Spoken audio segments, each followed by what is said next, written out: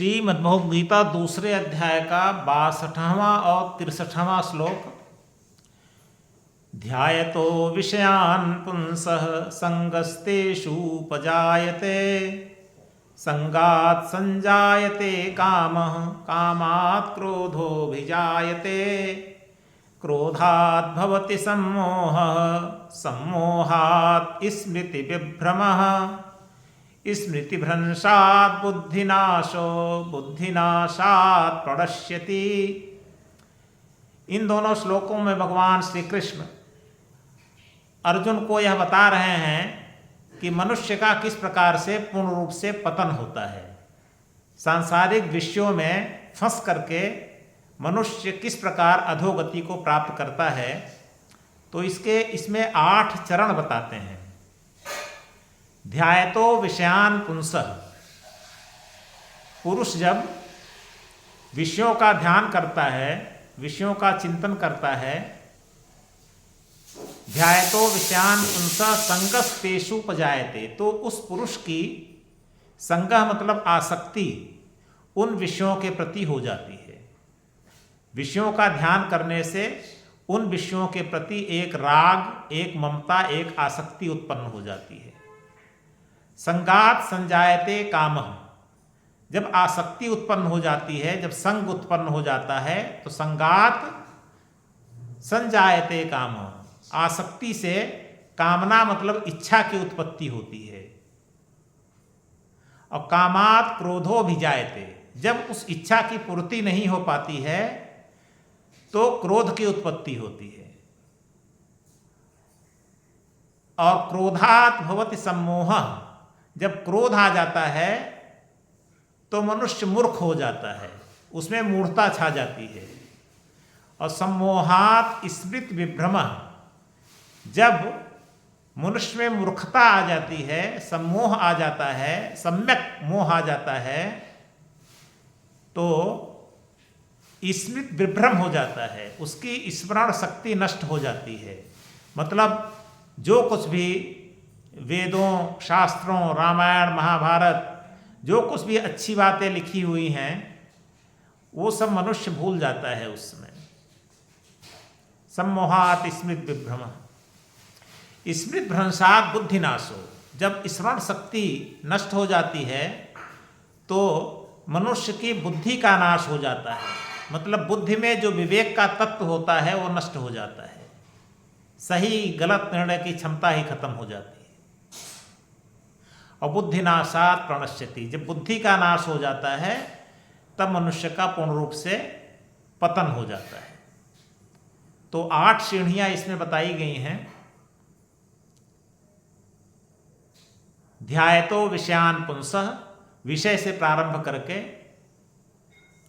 विषय, आसक्ति, काम, क्रोध, सम्मोह, स्मृति विभ्रम, बुद्धिनाश और अंत में सर्वनाश। विषय से प्रारंभ होकर सर्वनाश तक मनुष्य पहुंच जाता है।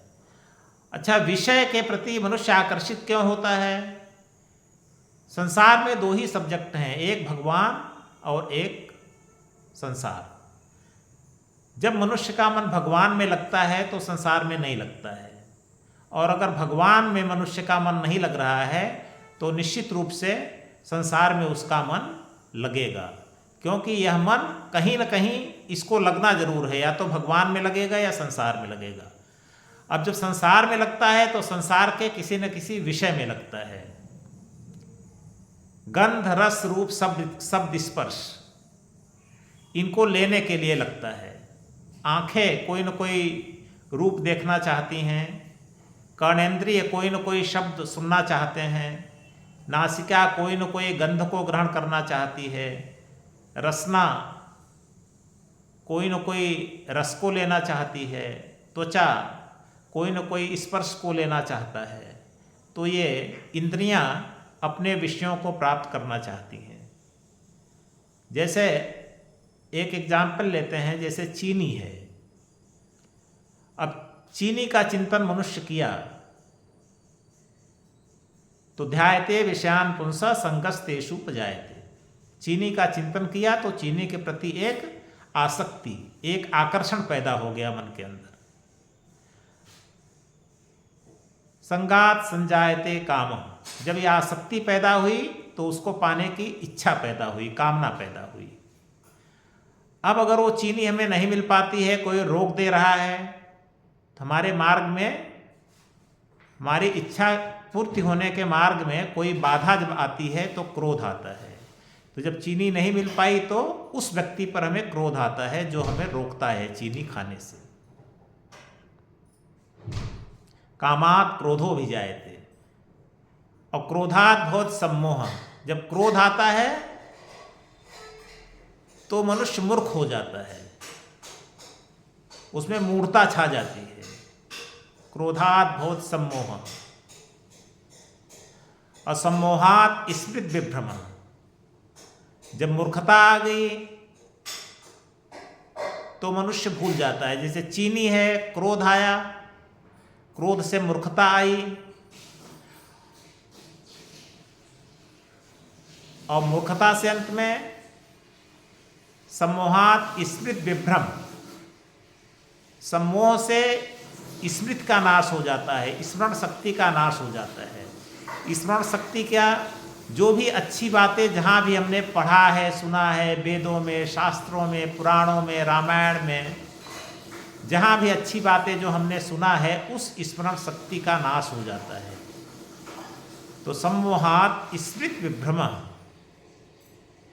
स्मृति भ्रंशात् बुद्धिनाशो, जब ये स्मरण शक्ति का नाश हो जाता है, जैसे चीनी वाले प्रकरण में क्रोध आया, उसके बाद मूर्खता आई, स्मृति का नाश हुआ,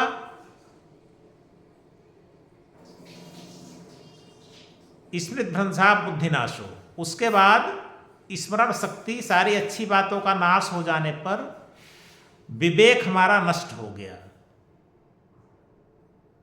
जब हमारा विवेक नष्ट हो गया तो हम क्या करेंगे, सामने वाले से लड़ाई कर लेंगे, उसको मार देंगे, हो सकता है उस क्रोध में उसकी हत्या भी कर डालें। तो हत्या करने के बाद क्या होगा, पुलिस हमको पकड़ कर ले जाएगी, जेल में बंद करेगी, हमको उम्र कैद होगी या फांसी की सजा होगी। तो यही सब क्या है, हमारा पतन है। तो स्मृति भ्रंशात् बुद्धिनाशो और बुद्धिनाशात् प्रणश्यति, यह मैंने एक एग्जाम्पल बताया चीनी का। जैसे इसी प्रकार से संसार के जितने भी विषय हैं, हर विषयों में यही प्रक्रिया चलती है। और इसी प्रकार से ये 8 सीढ़ियों में मनुष्य विषय से प्रारंभ करता है, चाहे वो गंध लेना चाहे, चाहे रस लेना चाहे, चाहे रूप लेना चाहे, चाहे शब्द लेना चाहे, चाहे स्पर्श लेना चाहे, अंत में उसका इसी प्रकार से पतन होता है, नाश होता है। तो यह रहा गीता का आज 62वां और 63वां श्लोक।